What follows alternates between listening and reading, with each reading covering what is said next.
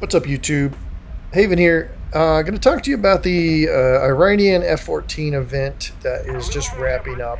So, just off the top of my head, let you guys know this is a bit freeform. I do have some notes written down, but I might ramble a bit. So, just enjoy the background footage if I get rambly, or kind of treat it like a podcast or whatever, or just hit play on it in the background tab or something like that. The footage I have will be of the footage that I captured while playing during the event, so that'll be cool, but it will directly pertain to what it is that I am talking about here. First off, if you're not already subscribed to the channel, I typically talk about a variety of topics. I do some ground vehicle reviews, air reviews, things like that. Go ahead and hit that like, subscribe button, yada, yada, yada. Let's get into the actual video that I'm making today, though, which is kind of a rant, kind of a free-form thoughts retrospective of the Iranian F-14 event. So most people understand the multipliers at this point. If you don't understand the multipliers are, the higher the rank, the better the multiplier. Rank 3 arcade, worst multiplier. Top tier sim, best multiplier. Last time I did an event, I was a zomber, which was I just took off, bombed the airfield, probably crashed or got shot down by the airfield AA. Did it again. Didn't care about my Silver Lions balance. Didn't care about my kill-death ratio. Didn't care about really enjoying the sim mode, which I didn't really understand. I got a feel for it. It didn't, it kind of triggered a couple rant videos. But it wasn't. I was putting in work. I wasn't putting in play, if that makes sense. So this time I was determined to not be a zomber, but to actually be a player in the sim mode, hunt the zombers, which would be easy targets for me to try and dip my... I guess I've already dipped my toe into sim. This was more of a full plunge into sim, but with the idea that I would have easy targets to warm up on and shoot at while I was playing sim as a fighter this time. So let me address some of the things that I now have stronger opinions on now that the event is over and I've played sim pretty consistently over this event. And one of the first things that I think we should do is that we should probably stop telling people to start playing sim with low tier props. And it's certainly doable. There are good props that you can fly out that are very noob friendly.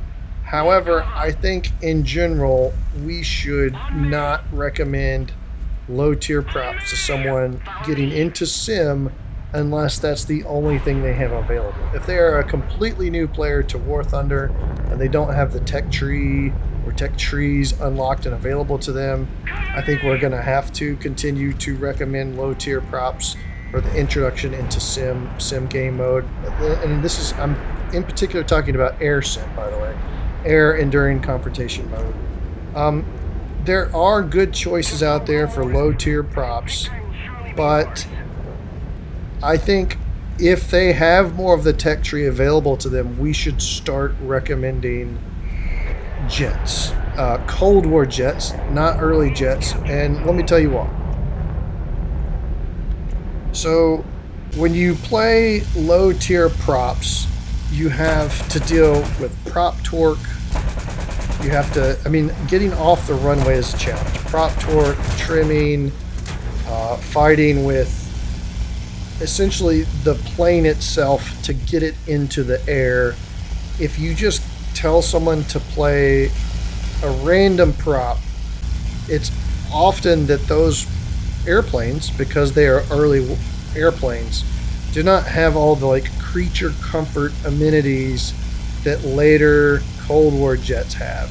And I'm particularly thinking about trimming in this case. There are multiple low to mid tier even props that don't have quality of life things like trimming that the majority of noobs are going to find a very bad experience. Like when I first started just flying out a prop for the first time, I'm like, you're telling me I got to hold this joystick, at a 10 degrees to the right the whole time I'm flying? This is going to wear me out. It might be realistic, it might be accurate, but it's not very fun. And I think there's better experiences at higher tiered vehicles that people could be introduced into the sim mode with better. So trimming is one thing, prop torque on takeoff is another thing. Those are just creature comforts or conveniences that are just simply lacking in the realistically modeled planes of early aviation, early World War II aviation. So if you tell someone to play a low tier prop, you're telling them to play early World War II aviation, and those vehicles being realistically modeled will be lacking in some of those convenience features. The other part, or another reason why I don't think we should tell people to play low tier props, this one's kind of a double-edged, which is you only have guns available to you. And I get why this is a good thing. One, it's a good thing because it helps with target identification. It helps with gunnery practice. It helps with, flying the plane in a dogfight. However, it's really difficult. And while it's a huge feeling of success when you get your first low tier prop kill, or your first sim kill at all, maybe, if that's what you've been recommended, it also adds a huge element of challenge that you're front loading on a new player to sim. So close in, gunnery only shots is a very difficult thing to challenge someone on at the beginning of their sim career. Another thing that when you recommend low tier props to someone who is interested in learning sim, and again, this is with the assumption that they don't have higher tiered vehicles available to them. If you tell someone who does have higher tiered vehicles available to them to play low tier props, you're challenging them with trimming, prop torque, which I've already mentioned, but there's also just bad canopies, like really low visibility canopies.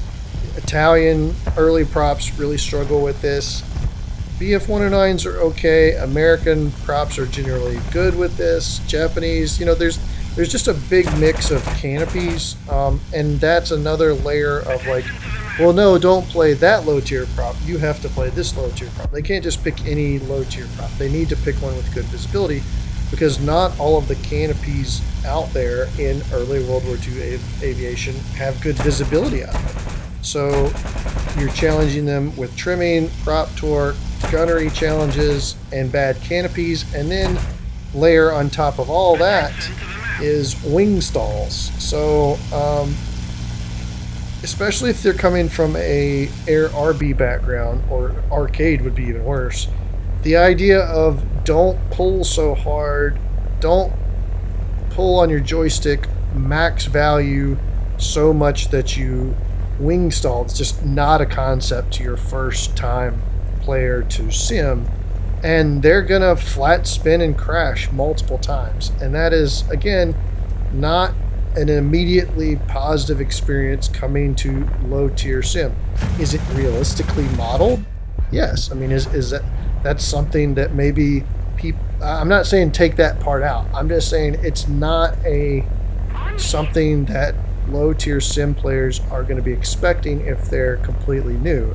They're used to just putting the mouse where they want it to go, instructor taking care of it, yada yada yada. So again, you're layering another challenge, front loading another challenge on top of a new player to the game mode. Especially, God forbid, they pick something like a Spitfire. Telling them, hey, pay attention to that wing vibration sound. Know how to recover from a flat spin. Again, you're having to front load so much information just because that's a time period accurate challenge to that low tier prop era. So again, I'm not saying remove it. I'm just saying it's a front loaded challenge now to these new players to the mode. So let's say you took the other route and you do what I'm suggesting, and you suggest to them early Cold War era jets instead. Well, first off, due to the thrust and a jet engine thrust, you're not dealing with prop torque.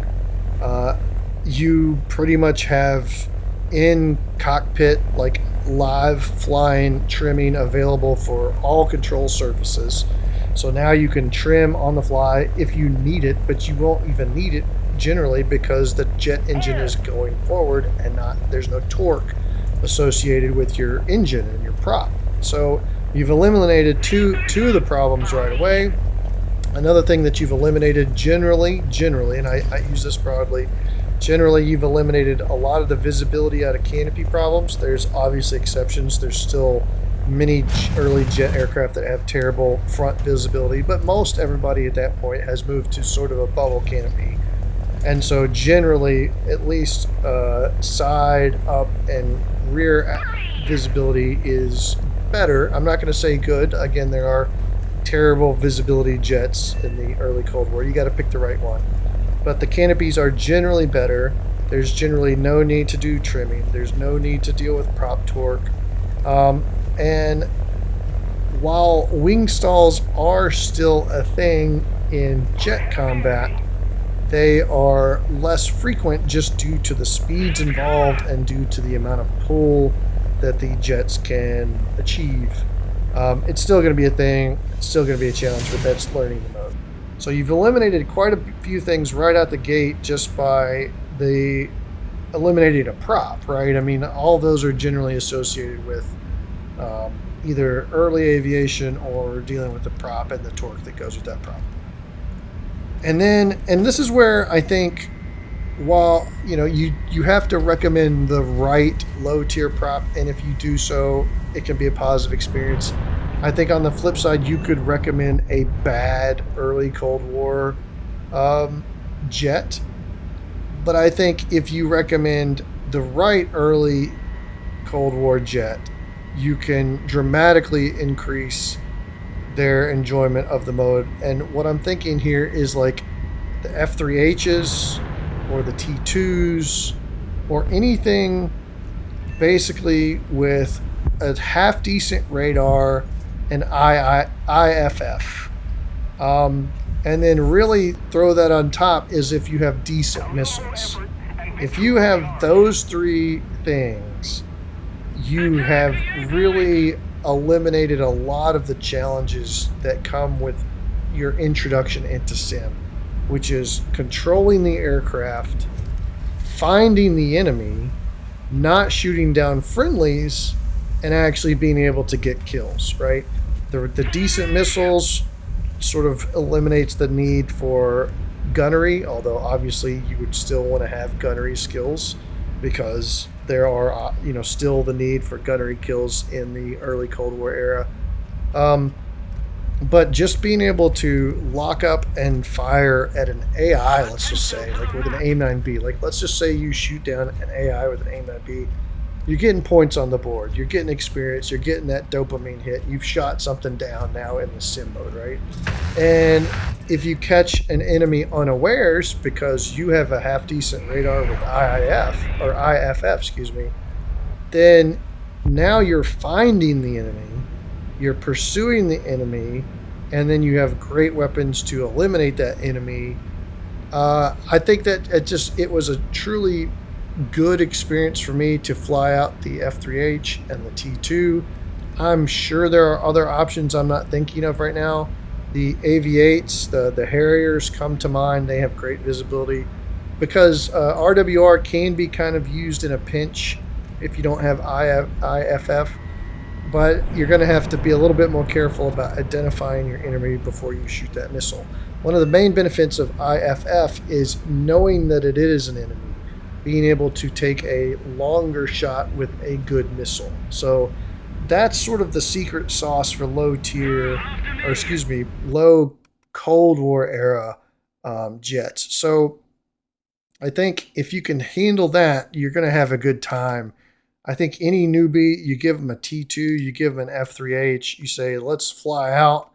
They're going to have a good time. I know I did, and I flew solo. I had to figure some of this stuff out, but I'm not a new player to War Thunder either. I'm not a new player to sim, but it was the first time a deep dive into sim, and those vehicles in particular were by far my most positive experiences. But you're going to be looking for a decent radar with IFF. The IFF is really, again, going to help you make the decision early enough to get a missile off, friend or foe. And if you have it, you can, especially if they're alone, you can be like, I am confident that that black dot that I see on the horizon is someone I want to shoot down. You can fire your missiles with confidence. You can fire your guns with confidence. You can maneuver into position with confidence. And that's a really big hurdle for early jets and early props, is just identification. And you're going to waste so much time flying across the dang map only to find out it's like a friendly AI bomber that just, if you have an early radar with identification, friend or foe, which is what IFF stands for, you're going to save yourself a lot of heartache. So keep that in mind. I think we need to start recommending to these new players that early Cold War, like I'm thinking like 60s and 70s jets, are the way to, not top tier, nothing like 11.7. I'm thinking like 10.0 and below, like 10.3 at the max. Especially if the Sim BR bracket is like 10.3 at the max. Like that's a really good intro to Sim. A lot of people are just zombers bombing. So it's a good way to get some good target practice on players that might be trying to kind of quasi defend themselves, yet you have a decent radar set, a decent weapon set, and decent creature comforts or aviation conveniences that allow you to keep that jet in the air better than a low tier prop. So let me know what you think about this in the comments. Let me know what you think. Would you recommend new players to jump into if it was their first time playing Sim? Obviously, if they don't have the tech tree unlocked, we're going to have to continue to recommend, low tier props like P38s, double engine, things like that overcome some of that prop torque issues. But I think if we can say, hey, what you got unlocked? Oh, you got some jets unlocked? Well, that's a better way to jump into this than props. Don't get me wrong, I love World War II aviation. It is my primary enjoyment of War Thunder. But I do enjoy playing with some missiles every now and then. So I think if you just love aviation in general, you're going to find the early jets to be a nice stepping stone into Sim. That way, when you go to low props, you're like, I at least know how the game mode works. I at least know how to identify my targets. I at least know the call outs. I at least know how it works. You've got enough experience to be able to find enemies and find engagements, know where the popular spots are, because you got the shortcut there because of IFF, radars, missiles, things like that. So yeah, sound off in the comments. Let me know, and let me know in particular what's your favorite jet to fly out for Sim and why. Thanks, YouTube. Have a good one.